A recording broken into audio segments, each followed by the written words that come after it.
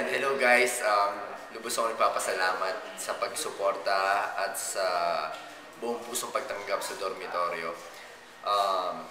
Lahat yun inaalay namin sa inyo.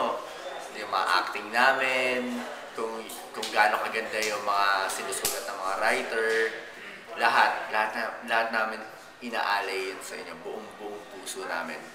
Kung gano'n nyo tinanggap yun ng buong puso, gano'n rin namin ibibigay sa inyo ng buong puso yun.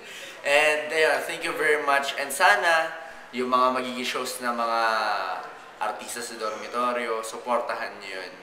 And thank you very much sa pagmamahal sa character ko, kung may nagmahal. Thank you very much. Maraming salamat sa inyo. And God bless, guys.